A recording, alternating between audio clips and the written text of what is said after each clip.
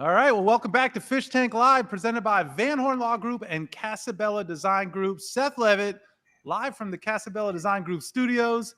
And I am joined by the toughest live podcaster Dan Marino ever played with, OJ McDuffie. Juice, you look like you are ready for a rivalry game. Man, is it not game day already, man? Am I dressed too early already, man? What's going on here, bro?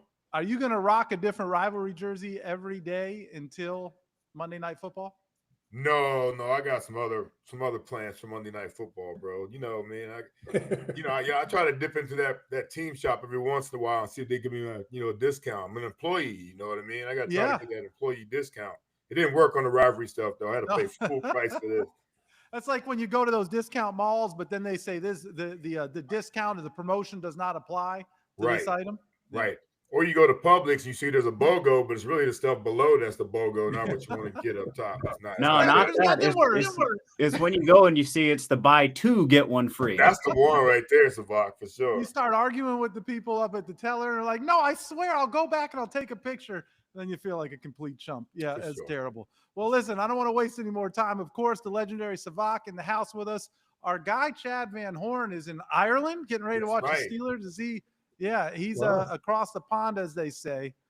But in an ultimate crossover here, we have legendary Miami Dolphins defender, one of the killer bees, the radio sideline reporter for a long time, Bo. Bokamper. It's been a while now. It has been a while. I took over for Keith Sims. Wow. Big shoes to fill. Big shoes to fill.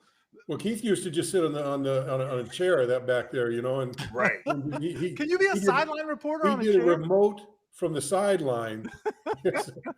On those air conditioned seats they have over there. They have air conditioned seats. Exactly over there. It.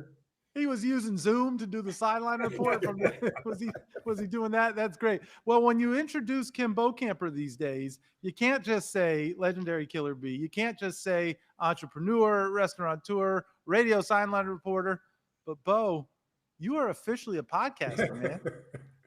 Yeah, about a year ago, I didn't know what a podcast was. I didn't even know how to find a podcast. And now all of a sudden, with the tutelage of the great Seth Levitt, hey, at least I can get on I've got some podcasts I listen to in my car. Like I've advanced that far where I can hear them in my car right now. So, but yeah, it's been a lot of fun. It's Joe and I have we do Out to Pasture, and we do that podcast, and then we started doing, you got to do multiple things now. We do Football Friday, we do the fastest pregame show in the NFL, and then we just throw some shit out there to see if it sticks to the wall. Yeah, I'm gonna tell you what, Big Seth, man. We've had Bo on, man, but it was like kind of wild, man, when I realized that I was old enough to be on their show. You know what I mean? That was real fucked up, bro. You know what I mean? When they invited me, I'm like, damn, I am out the pasture, man. Yeah, I try to get some people on, and I got to look them up. I got to go into Google or whatever, or what's it? Encyclopedias, Bo. I think we use encyclopedias for research. GPT or whatever it is, and make sure that you can't be legal to be on Out the Pasture if you're not over 5-0. That's right. Half a decade. Or no, half a century.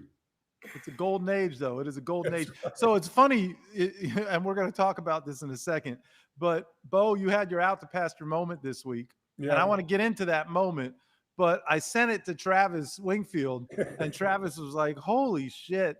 I know I'm getting old because I'm starting to agree with everything Bo says in these Out the Pasture moments." Right. So we're checking the IDs at the door today before anybody can get into this live. So, fellas, listen, Monday Night Football. Everybody loves Monday Night Football. Everybody loves a rivalry game.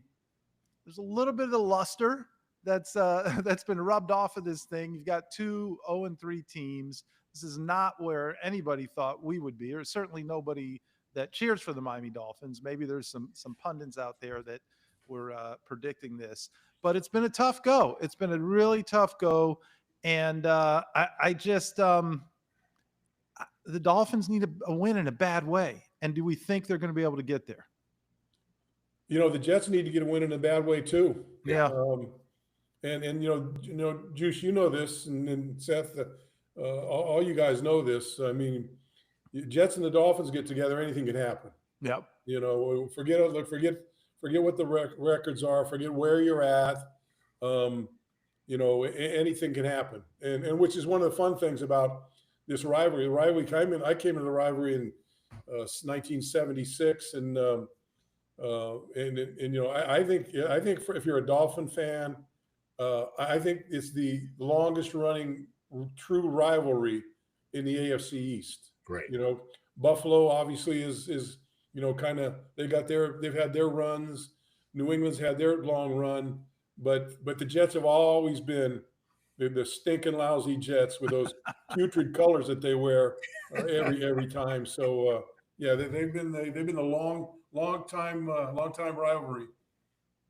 Too funny. You know, they are, no doubt about it, Bo. And you know, the Jets, the division in general, you know, I kind of hate them all, but when it comes to the Jets, bro, it's like it's worse. I think that's got to be most of that is because so many of them damn fans live down here, man. Well, they come down here a lot, yeah. But you know what? I go up there. So look, well, obviously we go up there every year, and I'm in there, and I think it was, you know, the happiest I was walking into that stadium was, I don't know, maybe it was like 4 or 5 years when the Jets were just in the trash. Yeah, they were horrible. I mean, just when Fireman Ed didn't even show up. You know, he wouldn't even come into the stadium. No, I'm done. I'm done with this team. So he quit for like about a year, and then once they got Sauce Gardner and all these guys, and then now he's back again. Right. But since he left, there's about 3 other wannabes that have jumped on that banner. So now they got, you know, 4 idiots standing around there looking like numbskulls, you know, trying to get on the big screen. Numbskulls is an out to pasture word if I've ever heard one. So 1 year, Fireman Ed, he was so ingrained in it when the game would start, like beginning, just, you know, like just when they're getting ready to introduce the players and stuff, like the big, you know, here's the cut. They had a video of him coming from his house, driving with them in the car all the way to the stadium, and then getting out, and then it would go to him doing the JETS. I mean, it was actually pretty good. Yeah, but, really good. Yeah, he had him going in there. He definitely had him going in there. He gets him going. How about being the guy that he sits on his shoulders, right? Who's the big guy that he would, you know, that was imagine being that guy. Yeah. You're Fireman Ed? No, I'm the guy whose shoulders he sits on. Fireman Ed gets pretty sweaty, you know, and he doesn't just get sweaty upstairs. You know, you got that. You know, sometimes that crotch gets a little moist down there, and he's got that legs wrapped around that guy's head. I don't think that's a place I want to visit anytime soon. Yeah, man, big sad. You got that Tim Ruddy butt. I was just gonna say it's like taking snaps from Tim Ruddy, huh? Yeah. Marino made him change his pants at halftime all the time. It was so bad, bro. It was terrible. Oh man, too funny. Speaking of funny, there's a couple stories I can go on with that, but I think they're a little probably a little not tame enough for this. Well, we'll get into the night a little bit here, and then I'm sure we'll talk about those things. But I just got to jump in the chat here. So we got Joe Bohica, who's always here, said he brought his AARP card. So we're yeah. I got a package in the mail the other day. Matter of fact, too good. And then Joe's here for the Savak slander. We'll get into it. We'll get into all of that stuff. And I think I've messed up. So this is what happens when you get a bunch of out to pasture age dudes trying to do a live stream. I have a on hold message for some other live stream that's existing on YouTube, plus our live stream. So at some point, I'm going to try and take one of those down and bring everybody over here. That'll be good. So Bo, you published your out to pasture moment. Yeah. Yesterday, I think. Yeah. And you talked about you don't normally get to sit at home on a football Sunday and watch games. And so you were excited about it, but then you had this experience, which was pretty funny. But I think where you really everyone became just really related to what you were saying is you took a shot at all of the closet at home in their basement, a jar full of acne cream, film grinders. And so I thought that was really interestingly timed because at the same time, we've got Hall of Fame quarterback Kurt Warner, who's breaking down film on Tua Tagovailoa, the interception that ends the Buffalo game. He's like the only guy on the planet that's sticking up for Tua. And he's saying, look, I played the position. I understand what's supposed to happen there. And that's a hard thing to do. Don't blame the quarterback. And then you've got guys with 27 followers saying, you don't know what you're looking at, Warner. You know, so I like, I need to know what struck a chord with you. So I see these guys. You know, I see them. You know, I wasn't very much into social media, but since we started doing the podcast, you know, you kind of get ingrained. You know, so I'm seeing these little things, and I'm seeing these guys, and they get the film. I guess you can get the film like right after the game, the tapes or whatever. OJ, you remember when those tapes used to be like gold? Oh yeah. They would literally mail them. One team would mail it to the other team. Right. They'd only give you 3 reels, only give you 3 games. And man, that was like gold. You know, they're just waiting there to get it, and these coaches. And so now you can get it instantaneously. And here's my beef with it. I understand it. I understand they want to get into the game, but you know, the game is so complicated. It's simple to watch. It's simple to try to figure out, but it's very complicated because you can say, oh, this guy ran the wrong route. Well, something may happen in the backfield with somebody. If you need to know everybody's assignment exactly to break down a play, you know, coaches used to get those films and they'd look at them for 10 hours before they brought them to us and corrected them, you know. And so I would like to do, so this is what I was thinking, because I came out, I had my stepson was here and he had some friends here, and I just wanted to come out and watch a football game. You know, I had to go down, I taped a show down in Miami, I came back and wanted to watch the game. And I sit down, I go, oh, there's a good game going on. And then all of a sudden I turn my head and there's another game on.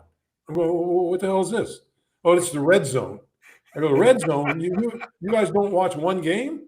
I want to watch one. No, hell no. I don't care about the game. It's all about fantasy. Right. So I'm sitting there watching this and go, whoa. So I went in the room. I went in my room, closed the door, and put one game on, right? So I could watch the game. And then after the game, you know, this stuff starts popping up. So it's a long story, but anyway. So here's the deal. So I would like to see these guys. I'd like to put them all in a room, and in real time, run one play. You know how long a play in the NFL is, maybe even college football, in real time, from the snap to the whistle. It's about 5 or 6 seconds. That's it. And so, okay, the guys that are playing in it got about 5 to 6 seconds to figure out where to go, what to do, where's this guy doing? How's this guy playing me? This guy, you know, this guy's looping around. This guy's doing this. And these guys sit there for fucking 2 hours and they put circles and they put like, you know, I like the ones that put the dot, like they got the laser thing there when they're just moving a mouse around, you know, like that. And but then they come out and that's fine. But then they start coming like the guy said, oh, well, geez, you know, this guy, he should have thrown over here. What the hell is he doing? And they become mini coaches, you know? I mean, it's but look, it's bizarre. It's so good. So meanwhile, Bo, you're getting so good at this. So Joe Robbie from the Dive Bar, Juice and I were just on with the Dive Bar guys last night. And he said he met you at Vignetto's back in the day. And that was before he had a podcast. Right. And if he had one, he would have asked you to come on. So I think that was officially an invite for you to dive in with the Dive Bar guys as well. So you're booking podcast opportunities. I love it. Okay. How about now? Speaking, Bo, you've been on every one of these shows. So here's Sam Martin. Parallelogram. I like that one. That's a big word. You got parallelogram instead of too good. The chat, I love it. The chat's heating up. You know what?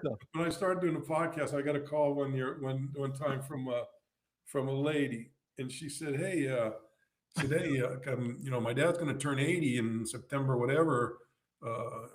Would you come on a Zoom call for him with me?" So I did his 80th birthday. I did a Zoom call with her whole family and the dad for for his birthday. So I'm branching out to a whole lot of different venues, you know. You guys also talked about episodes of Gunsmoke, so I mean, it was definitely an out to pasture moment. So I'm talking to the guy. And we're talking. He was a big Dolphin fan, and he was a fan of mine. And so we're just talking about this and that. We're talking about football, and so it's kind of getting towards the end. And he says, "Well, what do you do during the day?" I said, "Well, you know what? Usually about 1 o'clock, I want to make sure I'm home, so I can watch 2 episodes of The Rifleman in black and white, and then I watch an episode of Gunsmoke after that. And later on the night, I look at a black and white of Perry Mason."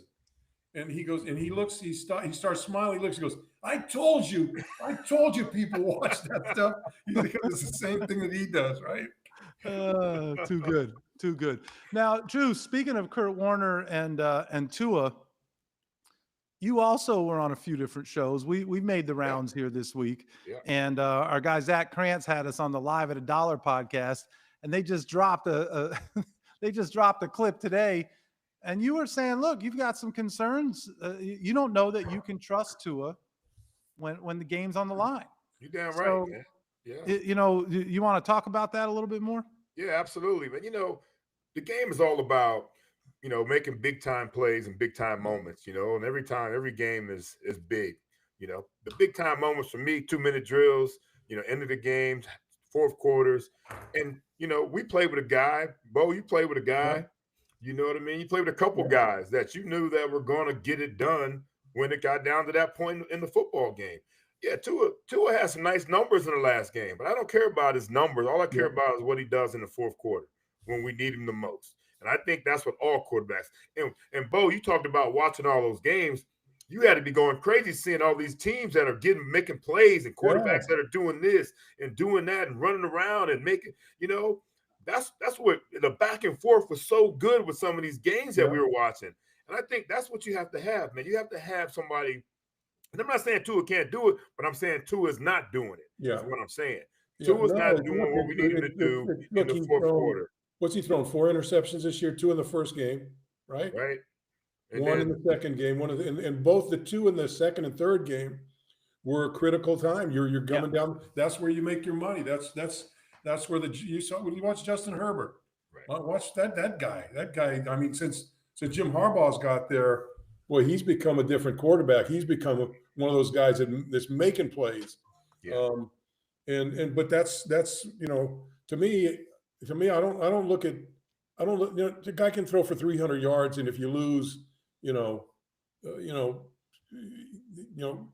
you lose and you had a chance to win, and your quarterback, didn't make it get it done. And the other thing I see, in my mind, I'm kind of thinking, well, Tua's still young, still learning. No, he's not. Well, this is 6th year? It's year 6, though. This is 6th year. He's not on, he's about the top of that ascending, goal or whatever, graph. The graph is about the top. And this thing is starting to come down now. It's not like he's getting, he's not getting better and better. We know what he is now.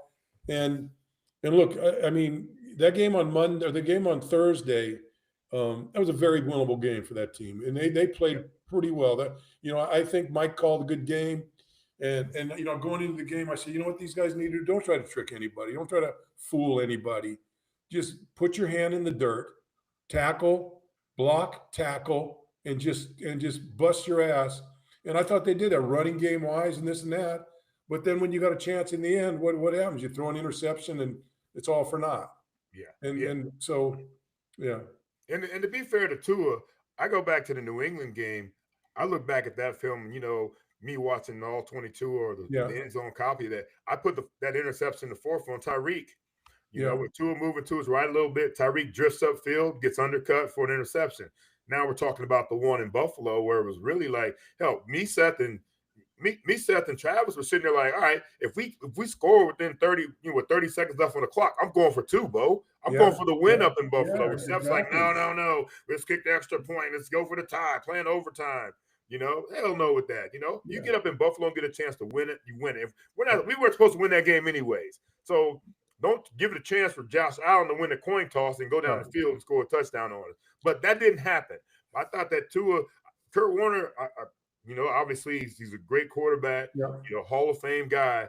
But I don't know what he would have seen on that play if he thought that was the right move for Tua to do, and that we're the ones that don't see it like a professional quarterback sees it.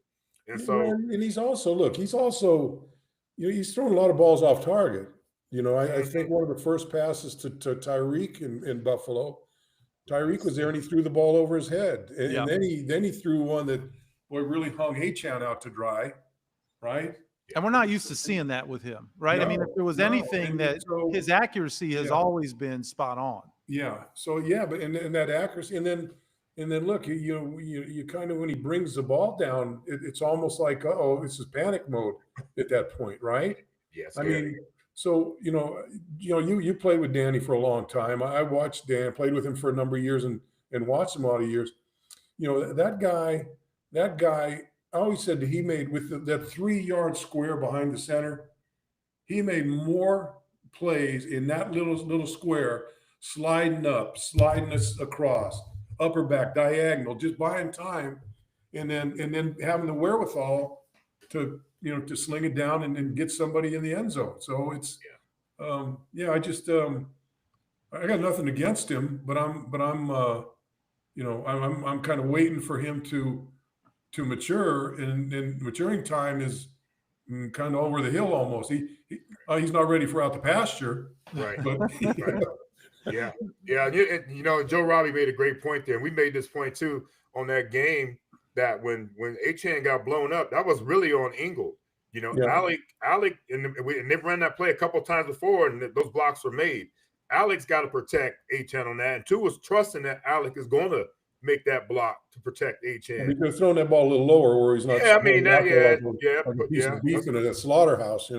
That's a good point too, though. That's a good point. But that block has to be made. Two captains, by the way, right? Two captains. We keep running in this captain stuff, though. You know what I mean? We really do, with captains doing this and that, and it's not working out for us. But I get it. They're the best leaders on the football team, but they've also made some critical mistakes in our football games. Look, that's my point. After the Colts game, and then look, by the way, let's not forget, Colts are playing pretty good football.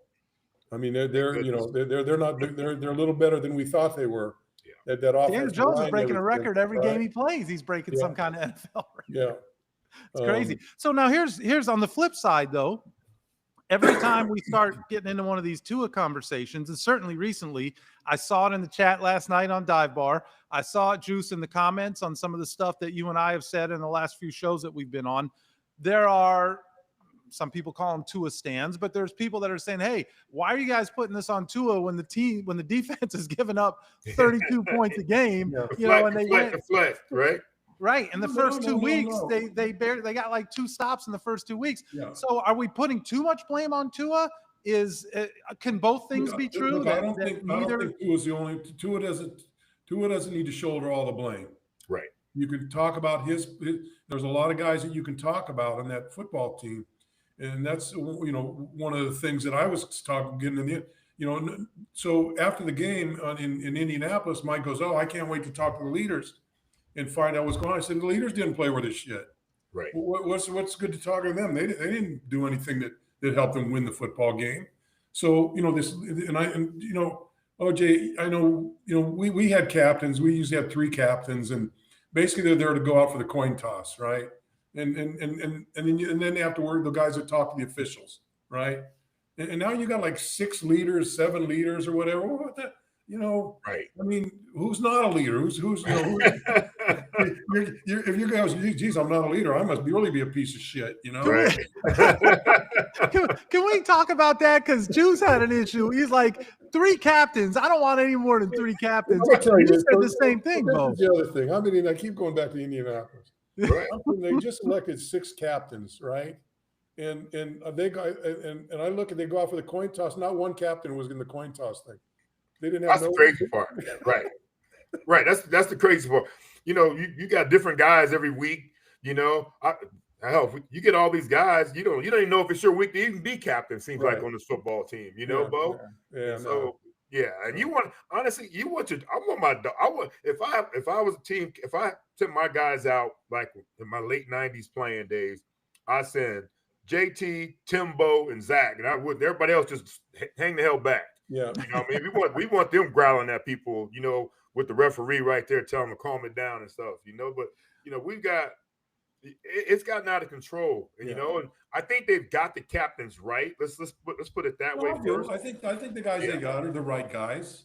Yeah, I just don't know you need that many. And look, again, you know, I'm kind of digging back. I mean, you're 1 week in and you have a players only meeting. That's a little, you know, that's a little burn my ass too. Right. You know? The players only meeting. So it's funny you say this because it reminds me of the game balls conversation. You know, when we were doing post game, Juice, Travis, and Travis wanted to give out like 19 game balls, and then they used to do that. I mean, that would happen sometimes. Right. And I remember, you know, early when I first started working in the league, and I think there was a game, one of the first games we won, and Jimmy had everyone get a painted up game ball. And Danny would just walk through the locker room and shake his head. He goes, "How the fuck does everyone get a game ball?" You know, he's like, everybody couldn't have got a damn game ball. Don't you have one, Big Seth? What's that? Can you get one too? I have one. I have a game ball. When we went out to Denver. Right. Remember we went out to Denver and beat them on Monday Night Football. Was that 98? I want to say it was 98, Monday night. And we opened up the season in Denver, Mile High, and stomped them. It was whatever Rob Conrad's rookie year was. He talked about that where he caught the touchdown pass, and that was also the game where Jimmy got pissed off at the at the pilot and came back and told everybody that we're never flying American Airlines again. And meanwhile, we had like a 3-year charter contract with them. And then, Dave O'Connor about lost his mind. All right, so the blame can't all be on Tua's shoulders. We need to see more for the defense. I think we started to see more. You know, listen, they had a couple of stops against Buffalo late, which ultimately, and I think it goes back to what you were saying, Juice. Look, you give up a few touchdowns or you give up a few long drives early, but if you start to get stops towards the end of the game and you give your offense the ball back, or you should give your offense the ball back if you don't rough the friggin' punter, you've given the team a chance to win, right? You know, so that's every defensive player always says that. You know, did you do enough? Their job is to be able to hold the opponent to one less than what their offense can score. Yeah. So, you know, clearly they haven't done enough yet. Yeah, you look at the last game, man, when we had a chance to go down there and win. You know, I think that's part of it right there, Big Seth. You know, the interception comes and, you know, they go down and get a touchdown, then they get a field goal. You know, you got to – it goes both ways. The defense definitely needs to, you know, step up. I thought this is what we hang our hat on, Bo. I thought the defense is going to be dynamite this year and take some of the pressure off of Tua, and it hasn't been that way. They didn't get, you know, the stops that we needed. Hell, I'm glad that the Colts didn't punt for the first 2 weeks because they sure as hell didn't punt against us, and they scored on every drive against us. But it was 2 weeks that nobody forced a punt out of them. Yeah. You know, they finally punted last week, but at the same time, though, yeah, the defense, you're right, Big Seth. That front seven is supposed to be doing some things. Our linebackers are averaging double-digit tackles, but you like for those guys to be clean more than that, you know? Yeah, you're not getting the pressure that you thought you were going to get to. Right. You know, you got Chop. I mean, you got Chop. You know, you got Phillips. You got Chubb, who's got what? I think he's got three sacks, and then Chop has one, right? Or did they give him one, or did they take that away from him? I think he does. And other than that, you're really not getting a lot of pressure. And speaking about defense, you know, we are the only thing that we cared about in our defensive meeting rooms. The only stat we wanted to be the lead in was points against. That's all we wanted to be. I don't care if we gave up 300 yards a game. As long as we were leading in the points against, we were happy as could be, you know, because I mean, it's not a sin for a team to march down the field on you on a 12, 13, 14, 18 play drive, you know, because, you know, in our theory was the more plays it takes to get down the field, the more chances we have to turn the ball over, right? And usually it worked out that way. But the sin is getting the points on the board, is giving up the points on the board, whether it's a long touchdown or a 18-yard or 18-play drive. And they're just giving up way too many points. It's just, you know, I mean, and they make some plays. You know, I kind of think they're outside. You know, I see I see a lot of people, the league now defensively, everybody wants to pressure the quarterback with any way you can. So guys are, you see guys like on a running play that are kind of they're not sure if it's because of play action, not sure. So they're getting a pass rush start, and then all of a sudden it moves, and then they spin around inside, and then the quarterback goes around them. How many times have we seen the quarterback step up around them and pick up 10, 15, 13 yards because there's no one containing, Right. And so I think I think you got to get back to some of the basics of playing the game on defense.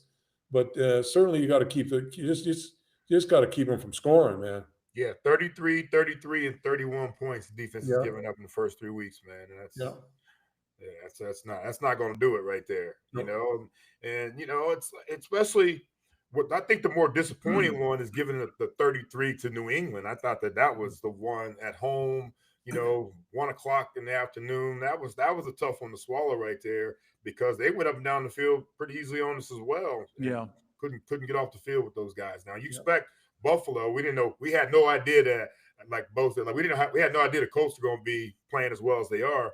But we expect Buffalo. But the New England game, and then you find. The defense really has to shoulder some of that blame, Big Seth, like you talked about.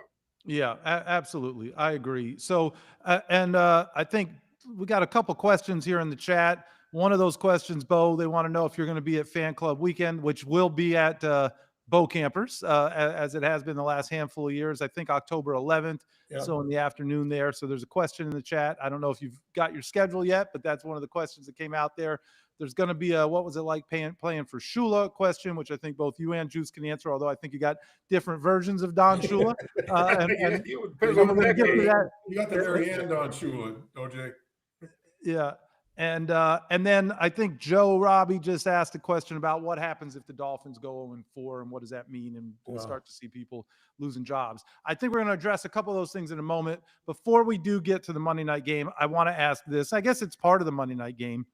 Will we finally see Darren Waller on a game day? I think so. I think so. He's excited about it. There have been sightings of him, and I saw a little clip of him running a little route against the wind, and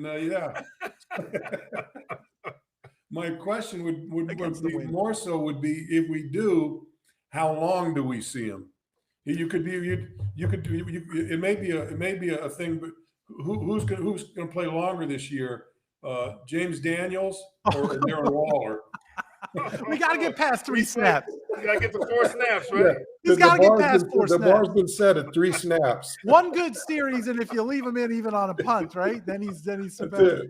Oh God, golly, we got to do better than that. Yeah, I'm looking forward to it though, Big. So we have to unveil him at some point, right? This has to be the point, man. It seems like it, right? Even if it's position has been non-existent, we got to find some. Just think about last year, and Bo, you remember this? Hell, it took us half a season to find John.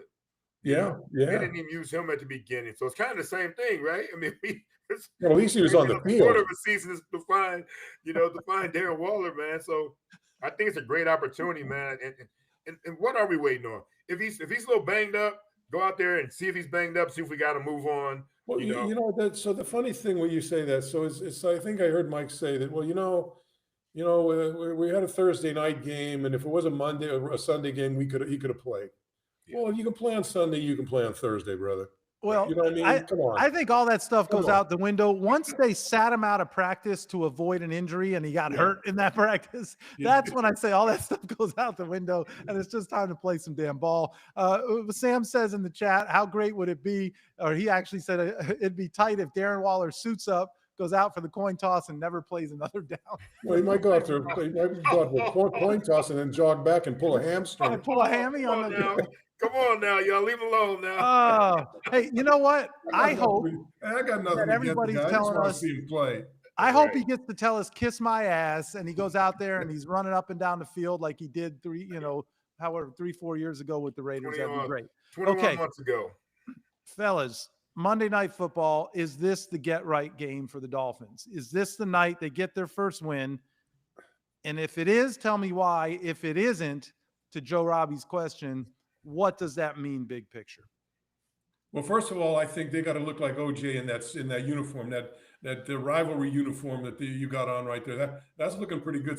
You know, I'm not a big fan of those, like all those different color, especially when you guys went on the all orange. You guys look like a bunch of oranges down the field. I hated that. But even with me being old school, I'm liking that color. So maybe that color can bring us a win. But it's to be honest with you, there's two putrid teams running out in that field right now until one of them wins a game. Yeah. But I'm just going to go out and say it. I think we win this, and I think we win this game pretty handily. Yeah.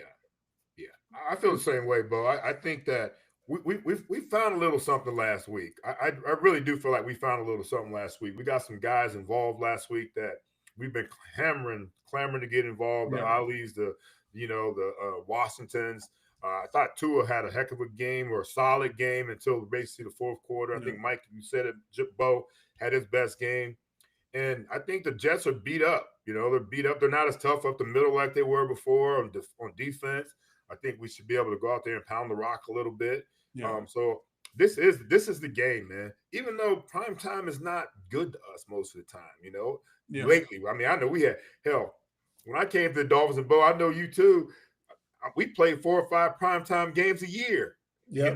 We Goose. Yeah. This is our second. Yeah, man. So so we'll see. I don't know you because you didn't play in the you didn't start playing the Orange Bowl. You didn't play in the Orange Bowl. No, I mean, the Orange Bowl. I'm glad you're not claiming the Orange Bowl. He tries to claim St. Thomas because he went to one mini camp there. Hey, bro, it was rough. It's hard out. It was hard out there for a brother. One mini camp at St. Thomas is enough. That's enough. That's right. But Monday night for us was like, man, if you come to the Orange Bowl on a Monday night, you got no shot. Yeah. No shot whatsoever. I mean, I don't remember. I mean, we played some big games on Monday night. I don't remember losing very many, if any of them. Well, Bo, how about addressing this real quick with that? Like, when you played in the Orange Bowl, how many fans of the opposing team infiltrated the area? None. Exactly. None. Because it was packed. I mean, your tickets were hard to get. And look, at that time they're only about $7. Right. So everybody could get it. Scalp them for 14 though. What if you can scalp them for 14 though, Bo? You gotta go ahead and double that up, right? Yeah. Hey, look, that would have been good money back then. $7 tickets. Too good. Juice, I just saw Andrew Crowell in the chat, our buddy Andrew. Man, awesome to see him out here for sure. You don't want to hear what people say they're going to do if the Dolphins lose to the Jets. Man. I hope it doesn't come to that based on some of the things that are there. So listen, you guys both played a lot of games against the Jets. You talked a little while ago, Bo, about some of the things you remember being a broadcaster. I want to go back to both of you guys. If you could share with us, and I'm sure all of us as fans have our most hated and favorite moments playing against the Jets. I want to know for each of you guys, what is your favorite Dolphins-Jets moment and what is your least favorite Dolphins-Jets moment? Bo, you can go first. All right. So my favorite moment is in, I think it was 1981 or 82. We played them in the AFC Championship game in the Orange Bowl, and they were, and it was a muddy field, and they came out claiming that Coach Shula was out in the middle of the field with a fire hose at night, and, dousing it down so that their guys couldn't, guys slowed their guys down and everything, and so they came in, and I tell you, I remember, so we knew a lot of guys in that team. It was a fun rivalry because Baumhauer went with played with guys from Alabama that played it with the Jets. AJ, his roommate, played for the Jets, and they would come to. So we knew a lot of those guys personally, which always makes the rivalry a little better. So Bob once goes over to see Richard Todd, who was his roommate in Alabama, and he peeks his head inside the locker room. And he says, "Hey, Richard, what's up with the suitcases?" He says, "Oh, when we win the game, we're just going to go straight to Pasadena because the game was in the Rose Bowl." So Bob comes back in the locker room and goes, "Hey, these son of a bitches are all packed up and ready to go to the Super Bowl." So we took the shit out of him, and like Marty Lyons said when we had him on a podcast, Richard Todd hit his favorite receiver 3 times, and that was A.J. Dooley. Right. So that's a good favorite moment. That's certainly my favorite moment really of all time. And what about your least favorite? My least favorite was when I wasn't playing. I was broadcasting. I was doing more broadcasting. I was doing the news for the sports and the news, and so. But I was down on the sideline. It was the Miracle in the Meadowlands. Yeah. That the fans had. Were you around there? You were in that game, Joe? Oh yeah. The fans had left the stadium. The stadium was almost empty, and then by the time it ended, they'd all come back in. And who was it? It was a guard. It was a guard. Jumbo Elliott. Yeah. Jumbo Elliott. Jimbo Elliott or Jumbo Elliott? There's 2 of them, right? But anyway, no, there's Jimbo Fisher. Yeah, whatever. Touchdown pass and ended the game. Yeah, he had no thumbs. So he had no hands. His thumbs were all taped up. He still caught that shit. And what was it? They said we beat them on Monday and lost on Tuesday. Yeah. We won on Monday and lost on Tuesday. That game was forever. And JT was mic'd up for that game. Yeah. He was mic'd up for that game. And Harvey changed his protocols after that. Yeah. Because they used stuff in the second half, and it was great cinema now to watch. But man, that was hard to watch. Yeah, that by far is the worst one, man, for sure. And was it Leslie? That's your worst Shepard also, was doing well. What's that? That's your worst Jets memory. Yeah, I mean, that's where I was going, man. I can't think of a worse Jets game than that one. Being that moment, Leslie Shepard had a great game. Jay Fiedler was on fire that game. They were going back and forth. They were going back and forth, just balling, man. And then to lose it that way, especially because I got so many stinking Jets friends, man. I can't stand them, man. It's like I'm not even gonna go. I'm not even compared to the other stuff. But that's what I hated more than anything. But of course, I've got to go back to when Bernie Kosar's in our meetings the week we're playing the Jets. He said, we got this one play that's going to work once and once only. And the head coach of the Jets right now was going to be the victim, Aaron Glenn. Yep. The spike play. We knew the spike play was going to work one time and one time only. Bernie Kosar, we had him in the fish tank, Seth said he's taken it's been in his playbook everywhere he's been. He's had the spike play in there. And sure as shit, man, we caught Aaron Glenn slipping. Mark Ingram had a monster day. I think he had 4 touchdowns that game. It was incredible. And I'm going to tell you this, Bo. Keith Sims, we're talking about Keith earlier. He almost messed it up because we know the block solid on that play. Yeah. And he's not supposed to get touched on that play. Block solid. Keith was relaxed. We're in 2-minute drill. He's relaxed. Man, dude blew through there, man, and Danny was able to get it off. But that's one thing about Danny. Danny's he stands in the line of fire. He stands in the line of fire all the time, man, and let that thing rip and know he's about to get hit. And sure as hell, man, he hits Mark on the spike play, man. And I mean, I'm on the sideline. I love the end zone copy because you see my ass on the sideline going crazy like I caught the damn thing. You know what I mean? Yeah, it was I was awesome, shocked. man. I was shocked when I saw it. It was it was great. Yeah. Somebody put up about the 62-7 loss. That was to Jacksonville, man. It's a different team, man. Yeah, I just said we covered that one in our Fred Taylor interview. So, right? We just talked to Fred. That was a tough pill to swallow. That game, everything that could go wrong went wrong, including in the 3rd or 4th quarter when the sprinklers came on. Luke was standing right there. Yeah. Oh, that was a disaster. That was an absolute disaster. That clock play, man, I needed that one, Juice. So I was in Tallahassee the day before. It was Florida State. Okay. And I was sitting on the Florida State side because my father went to grad school at Florida State. He went to undergrad at UM, grad school at Florida State. So I was there with all these Florida State fans and just cheering my ass off because I think the Gators started like 24-0. Like we were blowing them out. Kevin Carter, the whole thing. And then Charlie Ward and Warwick Dunn, and they came back, and the game ended in a tie, which was almost more insulting than them coming back and beating the Gators. And so I start watching this bullshit the next day with, so that was a very special game for sure. All right. So now is about that time where we hit our favorite segment. Savak, do you have one as well? We're going to pull you into this if you're prepared. If not, we'll give you a couple. It's like when you go to the restaurant and everybody's ready to order and you're not. Be ready by the time the waiter gets to you. So we're going to kick off. I tried to tell y'all I'm going to start this thing right now. And fellas, I tried to tell y'all that Mike McDaniel's teammates have been letting him down. Okay.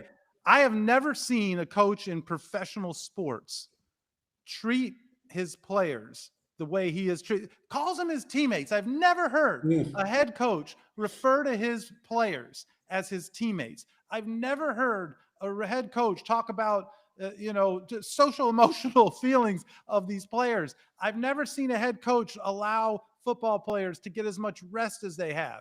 And I really think he does have their best interests at heart. There's a lot of things that I think Mike McDaniel has been, I am not absolving him of blame. I think he's let too many people get away with too many things. And I've talked about this before. I feel like oftentimes he is taking an approach that probably is a great place to work if you're in Silicon Valley and you've got, you're sitting in this great open space office and there's a ping pong table in the middle and everybody has breaks and half the people can work from home and you show up to work in flip flops and everybody gets their job done. As long as we all get our job done, kumbaya, and let's go play video games and all that stuff. And I feel like that's the approach he tried to bring to the Miami Dolphins. And it was well intended. Do I believe that? Did any of us believe it was going to work? No. Has it worked? No. But what gets me is that not only has he called these guys his teammates and treated him that way, he's also gone out and paid people even when they didn't need to get paid again. And then we're going to pay this guy and we'll pay that guy. And we talked about it with Tyreek. We talked about it with Jalen Ramsey. And every time he does that, his teammates let him down. Tua Tagovailoa, there was some holdup. The market was the market. What was going on? Why was Tua not getting the big deal? And Mike McDaniel allegedly went upstairs and talked to Mr. Ross and said, you got to do this. You got to make it happen. He advocated for him. And I think Tua has been letting him down ever since that has happened. So Mike McDaniel needs to tighten it up. The rope has gotten really thin. I thought he called a great game against Buffalo. I think there's things that he's done, the whole late gate, and I can't find guys. I've never seen anything like that in my life, and that's all on him. But even though that's on him, his teammates have let him down. I tried to tell y'all. Well, I tried to tell y'all that we had to get Ollie Gordon going. We had to get Ollie Gordon going. 2 carries in the first game, 1 carry in the second game, 9 carries and bullying people in the third game against the Buffalo Bills. And I think that is what we need to do, Big Seth and Bo and Savak, to get the pressure off of Tua. Run the damn football, put us in more manageable down the distances. Malik Washington running the football as well. Commit to the run more than we have and stop worrying about him having to throw the ball so much and make so many plays.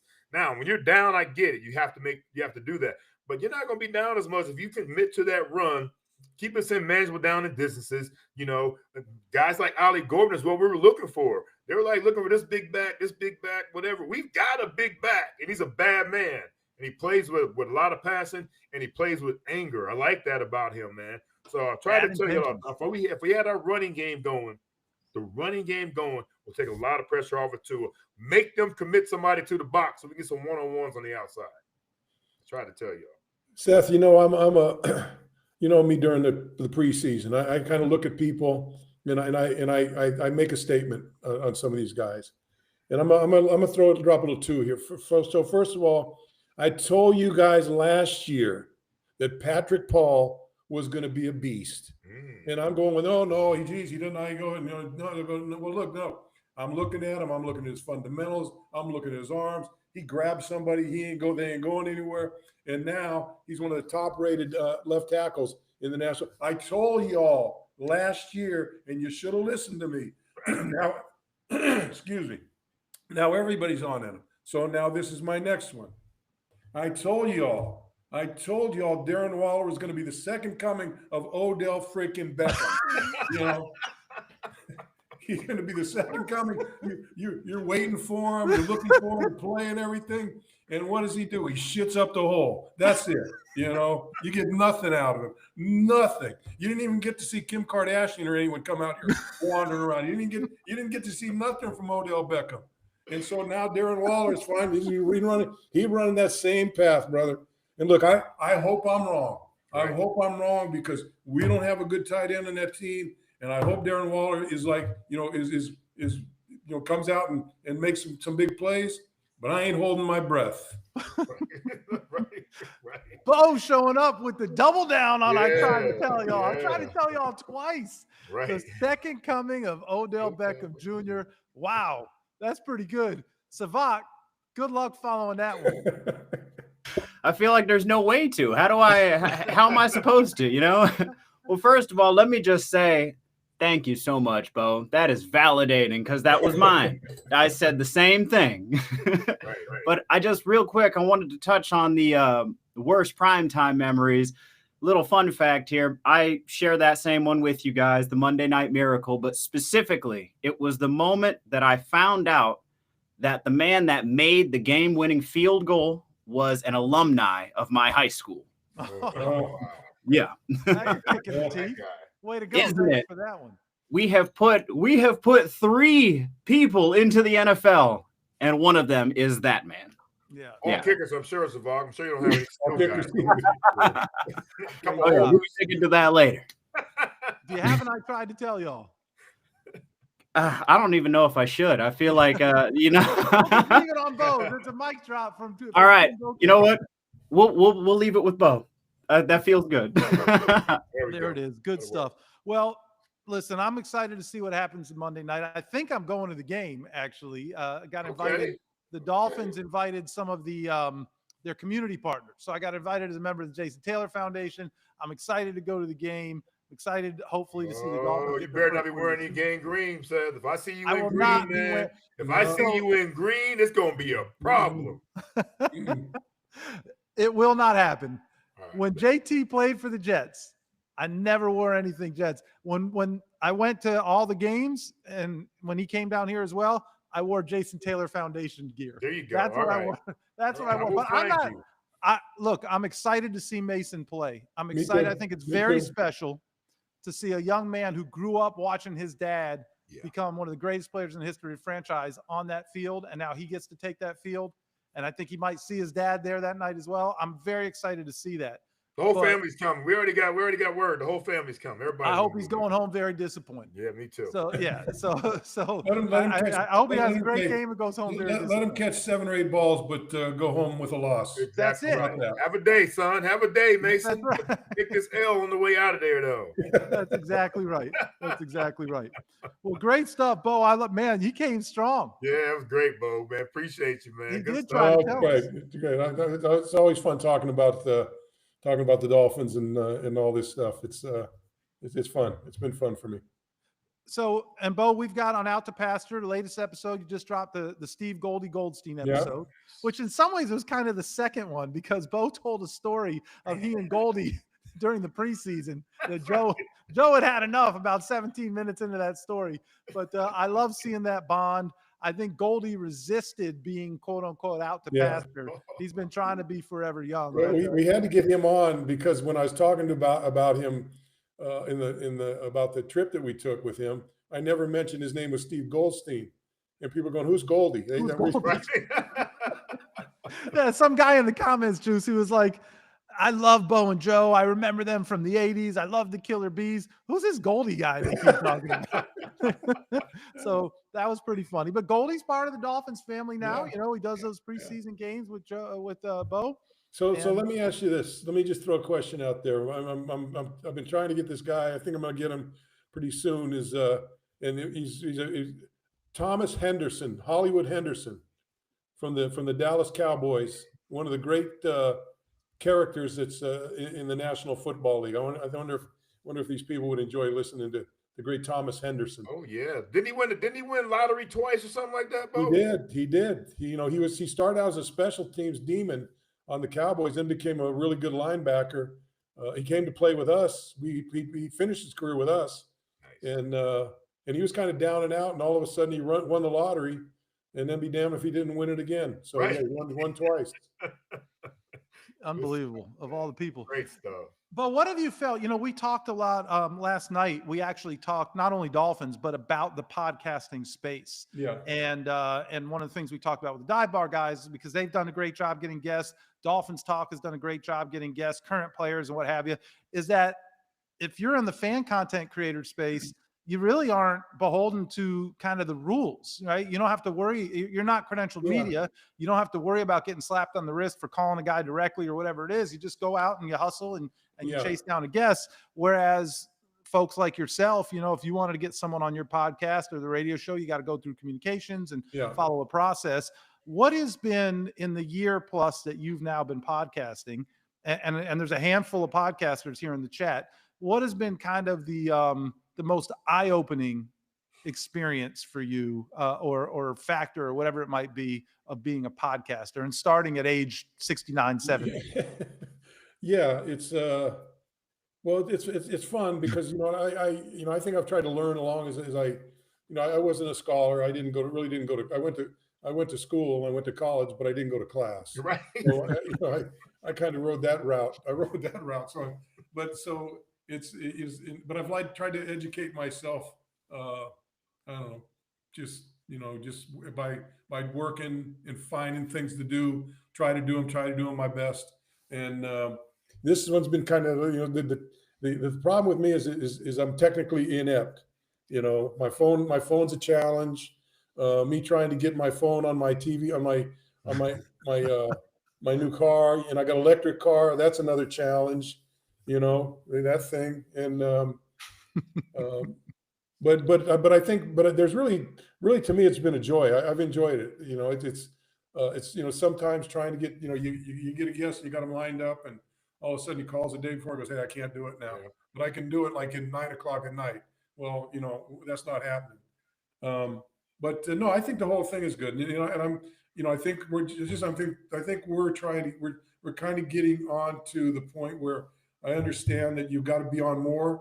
You've got to get your face out there. You've got to just, whether it's a 20-second deal, whether it's a 45-minute podcast or a 5-minute pop, or like we started doing this. I think we stole this from Goldie and Mike Cunha, who's with Channel CBS 4 in Miami.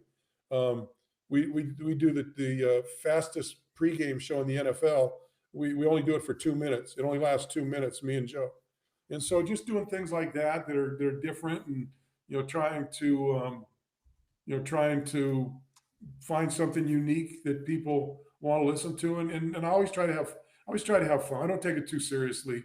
I try to have fun, and I think it gives you the latitude to be a little bit more harsh if you need to be, and not give a shit, to be honest. Right.